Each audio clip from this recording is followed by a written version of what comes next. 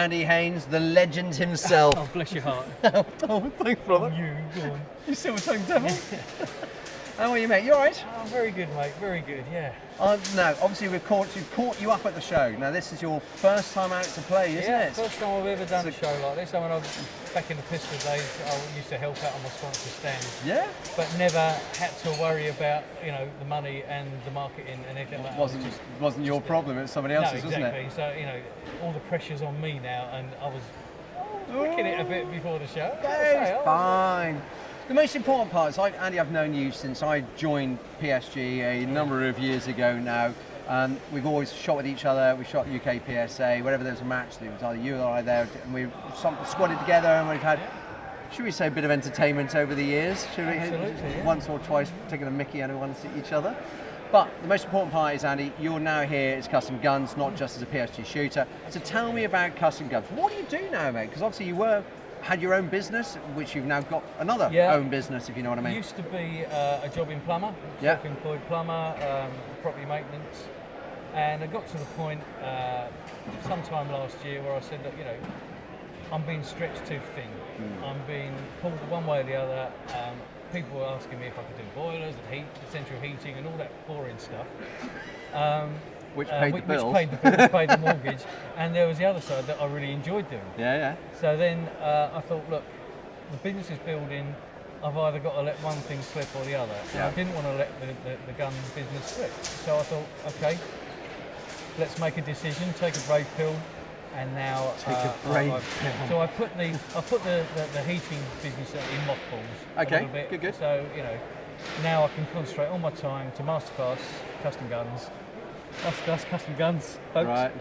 And sorry. Why did I know that was going to happen? I knew it. Just check the website, guys. So I can put all my time and effort into my passion. Yeah, well, that's what it's all about. Shooting is a passion, isn't it, mate? And the thing is, obviously, when I first, not just on the PSG, but I've seen you down at Shields, when we had Shield, sad day, obviously, and that's now gone. End of an era, mate. It is an end of an era, end of full stop. I don't care what anybody says, it's a very big loss for the shooting community. Big loss. Yeah. And Steve and Biddy's breakfast will be missed, seriously. So Biddy, you better come back, because we are hungry, okay? The most important part was that you also started producing you had started with the 1522, didn't you? And Rugas and stuff like that, wasn't it? Yeah, well, because I'm essentially a pistol boy. Yeah. So when the pistols went back in the late 90s, we needed something that was going to fill that gap, fill that void. So we started making short, at the time, Ruger 1022s, pistol grip stock, short barrels. So they would somewhat replicate what we had. So you could shoot a pistol-type pulsifier with something that was semi-automatic, easy to handle. And so I sold a lot of Ruger 1022s, and then when the LVPs came in and the Smith & Wesson 1522s, then we could start shooting, something that it was even closer to a handgun. Yeah. It's been mini rifle, then LVP, and I got into practical shotgun because I wanted something that had a bigger bang than the 2.2, and people say, I can do practical shotgun, it's fantastic. So got into shotgun, learned how shotguns work. Yeah. And then I thought, well, this could be another part of Masterclass's business, and we started modifying shotguns. First with tube feds, opening out the loading ports, making aftermarket go faster parts for them. Yeah. And we've just got a foray into the box fed guns, the AR style box fed guns. It was naturally going to lead this way anyhow, because obviously I've got Helga. You have much reason taking the mickey out of me because I shoot open, but I don't care. Yet saying that, who's having the last laugh though? Oh, who is having the last? What's the fastest growing part of practical shotgun? It's open division. Oh yes. Because everyone wants to go to the very fastest, very most technologically cutting edge of their sport, don't they? I mean, practical shotgun. When you look at open division, it's like Formula One. It's it's getting even faster. Yeah. I think that, and this is where obviously you neatly come in, because obviously you've buddied up with you've fallen in love with the F12. It's a good platform. It's probably the most reliable and durable platform of the ARs that are currently available. Well, we've seen some come, we've seen some go, and you know that just as well as I have over the last few years. Not naming any names. No, I'm not saying anything, but we know who they are. But the fact is, and obviously people are seeing the F12s. They're taking obviously there was the Bora when it first came out. Yeah. There was a couple of other AR styles which came out. We've now obviously got the Derias out. We're starting to see, obviously we've got the KLs up with some shooting. Well, I think they've started to figure out what makes these things tick. Correct. Yeah. And build them accordingly. Yeah. The materials are starting to get better. Okay, there's still weaknesses because they're still relatively new platforms. Yeah. Getting just because it's an AR design doesn't mean to say it's going to work like an AR. There's a bit of design in there. Yeah. Because people were running off the AR10, weren't they? That's what the concept originally came from, didn't it? Yeah. But obviously, you've got something sat down alongside you, which I need you to. Oh, this old thing. Here's what I prepared earlier. It's a case but obviously. We're doing some fun things with the F12s now. Yeah, so obviously this is the F12. This is the one which is out there. A lot of new shooters are buying at the moment. Yeah.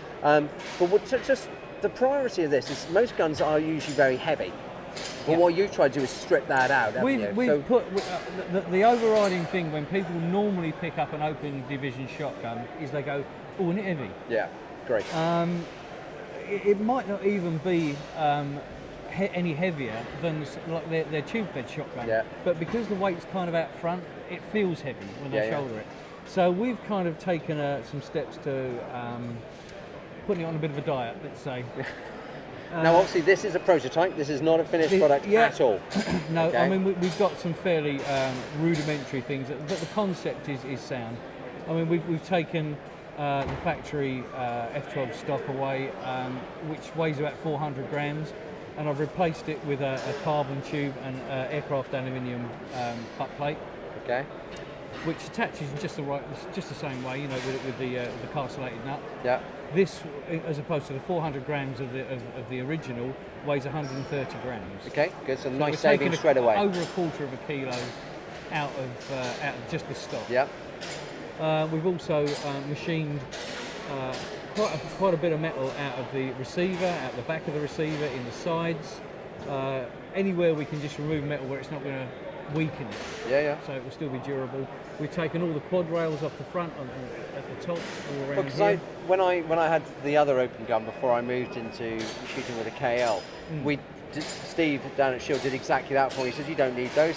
Put it straight over the middle," and I was like, "Whoa!" And everyone went, "Oh, what's that?" And you're continuing doing that, but Steve very much did. I'll admit he was the first.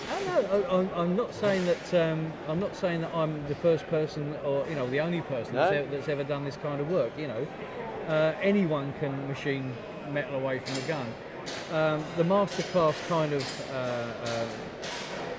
mantra, if you like, is I will only do modifications that will enhance function, and if they happen to enhance its aesthetic, so much the better. Everyone takes pride in what their gun looks like. I mean, look at Helga. He's got the Aston Martin racing colours on it, right? Make it look flash. If you're going to have something that you can go, look at that, isn't it great? And why as well? Not just a case of you take a look at some of the other guns which are out there. We've got stormtrooper guns. Tip Wards, brilliant. But and I don't think that for something to work well, it necessarily doesn't have to look good. So I think form follows function, definitely. It's like these titanium bolt handles I'm doing. Yeah, they're fantastic light. They're immensely strong. You won't break one of these, but they look kind of cool as well, don't they? Pretty, but you're pimping up your ride, man. Your gun up. It's like the work I do on the tube-fed guns. Okay, I'm not the only person that does loading port work in the UK. But what I do, I don't think anyone does it to a higher standard or as good a standard that I do. All my work is hand finished. It's beautifully polished. I take time and pride in finished products, so people can go around you're enhancing somebody else's pride and joy. When we go and buy a gun, that's a big investment for ourselves into something which we are going to then use in competition. We're then handing our pride and joy over to somebody else who's got to be as passionate, if not more passionate. Absolutely. Do you know what's the nicest thing that's happened at this show? is you've got a stand full of people poking and prodding, and they don't know you from Adam, and they're looking at your stuff and it looks all right, and you get someone that walks up and goes, "Oh, hi Andy, how you doing?" I'm like, "Oh, hi," and you vaguely remember them. You go, "You did my shotgun a little while ago. It's working fantastic. Love the gun." And you go, Everybody is going. that is worth gold, isn't it? Yeah. You know, and everyone that's on the stand That goes, was probably the best 20 quid you've ever spent somebody, given somebody, mate. "Yeah, mate." I've been rumbled. And I know it wasn't me, officer. Yeah. So yeah, we're doing good things. We're doing even more extreme port work on tube-fed guns, especially the Brett 1301 now. Yeah. We've taken that to another level in loading speed. So yeah, I'm also doing the work on the LBPs now, which is going well. They're being well received. Good. So it's good things happening at Masterclass. Well, you're coming back on the 2020 circuit, aren't you? I'll be back soon. I didn't do very much shooting this year because it's got in a new relationship with a very lovely lady, and we're spending. Mate, you loved up. I'm loved up, mate. Yeah, my little Sarah. Hi, Sarah.